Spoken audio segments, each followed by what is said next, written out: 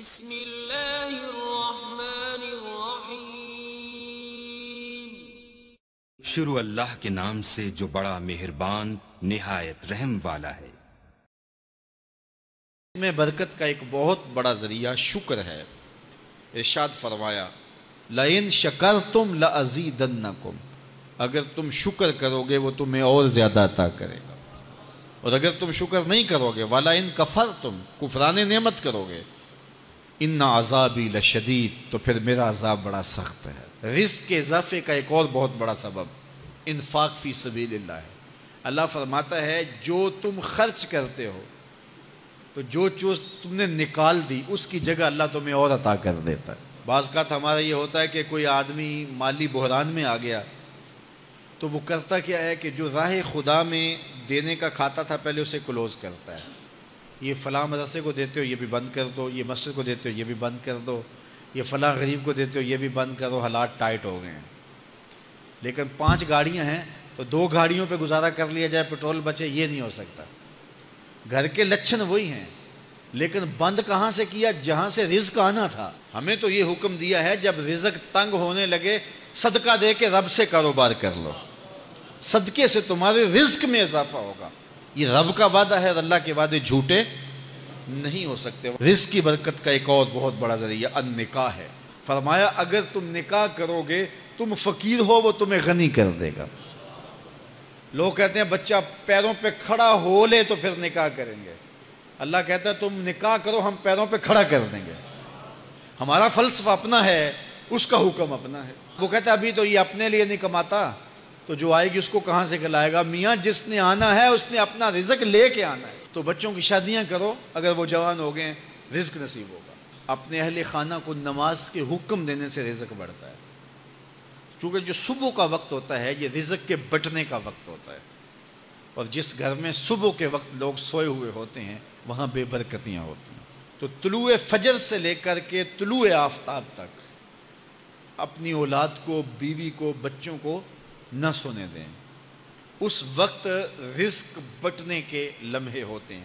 کثیر دعائیں مانگیں، تلاوت کلام مجید پڑھیں، اور نماز فجر مرد حضرات مسجدوں میں جا کے باجماعت ادا کریں، اور گھروں میں جو ہے وہ بیٹیاں بہنیں مصلے بچھا لیں تو اللہ کی رحمتوں کا نزول ہوگا۔ اب ایک حدیث میں رزق کے اضافے کا ایک اور نسخہ ارشاد کیا گیا۔ میرے حضور نے فرمایا جو شخص یہ چاہتا ہے کہ اس کے رزق میں برکتیں ہوں اور اس کی عمر میں اضافہ ہو تو وہ اپنے رشتہ داروں کے ساتھ سلوک اچھا کرے۔ رشتہ داروں کے ساتھ اگر اچھا سلوک کرو گے تو پھر تمہارے رزق میں برکت ہو۔ غریب ہیں تو ان کی مدد کرو، ان کی بیٹیوں کی شادیاں اپنے ذمے لے لو اگر اللہ نے آپ کو وسعت دی ہے، ان کی پریشانیاں بانٹ لو، ان کا قرضہ ہے تو اتارنے کی کوشش کرو، ان کو مشکلات سے نکالنے کی کوشش کرو۔ تم ان کو مشکلات سے نکالو گے، اللہ تمہیں مشکلوں سے نکالے گا۔ تمہارے رزق میں بھی برکتیں ہوگی اور تمہارے مال میں بھی برکتیں ہوں گی۔ فرمایا بہتر صدقہ وہ ہے جو ناراض غریب رشتہ دار کو دیا جائے۔ اگر وہ پھنس گیا ہے، مجبور ہے، ناراض ہے، تو اس کو اگر دیں گے تمہارا نفس اس میں شامل نہیں ہوگا، تو یہ افضل صدقہ ہے جو ہر صورت میں قبول ہی قبول ہے۔ رزق کے اضافے کا ایک اور سبب الاحسان الی الضعفاء، جو کمزور لوگ ہیں ان کے ساتھ اس نے سلوک کرنا۔ الانفاق علی طلبۃ العلم، طالب علموں پہ خرچ کرنا، یہ بھی رزق میں اضافے کا سبب اور ذریعہ ہے۔ وہ حضرت بابا فرید نے کہا نا 6واں رکن دین کا روٹی ہے۔ گھر میں کچھ نہ ہو تو پھر نہ نماز اور نہ ہی دیگر امور کی لذت آتی ہے، تو یہ رزق فراواں اور وسیع اور مبارک نصیب کر دے اللہ۔ تو اس کے لیے ایک اور وظیفہ میں دیتا ہوں، اور وہ یہ کہ مغرب کے بعد 21 مرتبہ سورۃ الکوثر پڑھ لیں، کثرت ہو جائے گی انشاءاللہ۔ اول خدوشی پڑھ لیں، 5-7 منٹ لگتے ہوں گے، تو سورہ کوثر 21 مرتبہ روزانہ مغرب کی نماز کے بعد پڑھیں، اور اگر بہت زیادہ مسائل ہیں تو ہر نماز کے بعد پڑھ لیں، تو انشاءاللہ آپ دیکھیں گے کہ گھر میں برکتیں اترتی محسوس ہوں گی، انوار کا نزول ہوتے محسوس کریں گے۔ تو یہ وہ رزق کے اسباب ہیں، اگر ہم اختیار کر لیں تو ہم اللہ کی خاص رحمتوں کے حقدار ہوں گے۔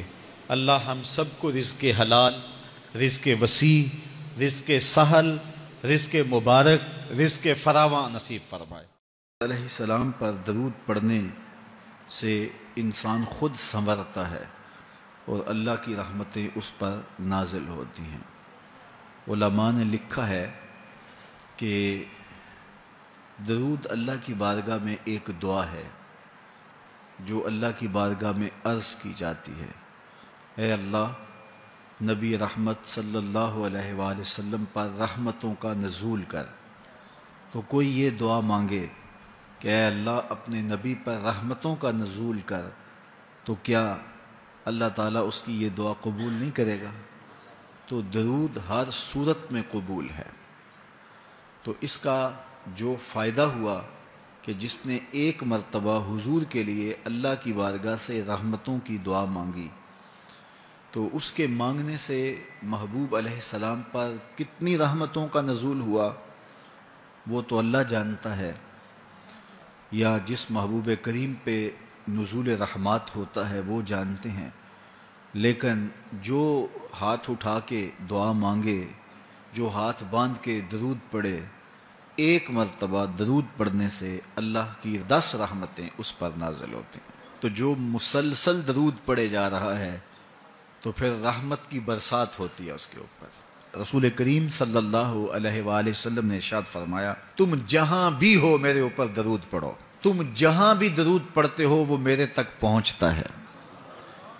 صبح پڑھو، شام پڑھو، دوپہر پڑھو، دن کو پڑھو، رات کو پڑھو، نماز سے پہلے پڑھو، نماز کے بعد پڑھو، محفل کے آغاز میں پڑھو، محفل کے دوران پڑھو، محفل کے اختتام پہ پڑھو، مسجد میں پڑھو، گھر میں پڑھو، جہاں بھی میرے اوپر درود پڑھو گے، جیسے بھی میرے اوپر درود پڑھو گے، فرمایا میرے تک پہنچتا ہے۔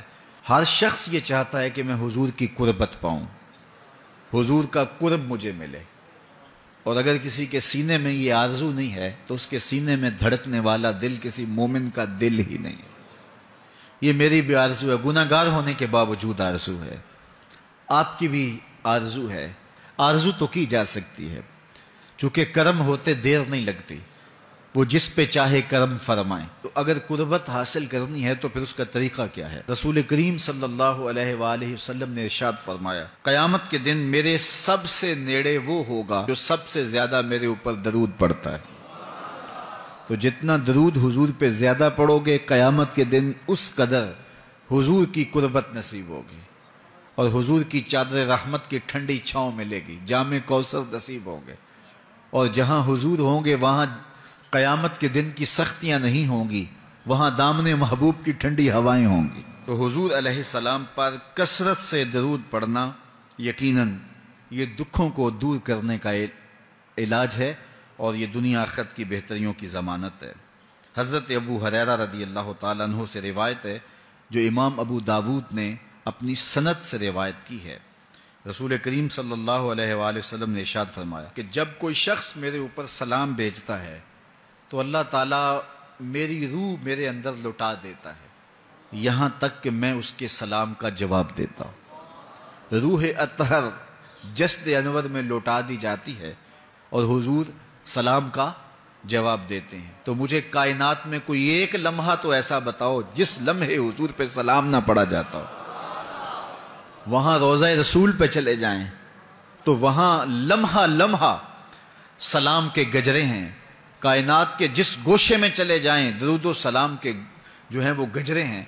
تو کوئی ایک لمحہ بھی 24 گھنٹوں میں ایسا نہیں ہے کہ جب حضور پہ سلام نہ پڑھا جاتا ہو، اور جب سلام پڑھا جاتا ہو تو حضور کی روح اطہر بدن رحمت میں ہوتی ہے اور حضور سلام کا جواب دیتے ہیں، اور جس کو حضور سلام کا جواب دے دیں، اللہ اکبر، کہ درود پڑھا کرو۔ درود حضور علیہ الصلوۃ والسلام سے جواب کا ذریعہ ہے، اور جب جواب جناب رسالت مآب صلی اللہ علیہ وسلم کی جانب سے آ گیا تو دنیا میں بھی بھلا ہی بھلا ہے، آخرت میں ہی خیر ہے۔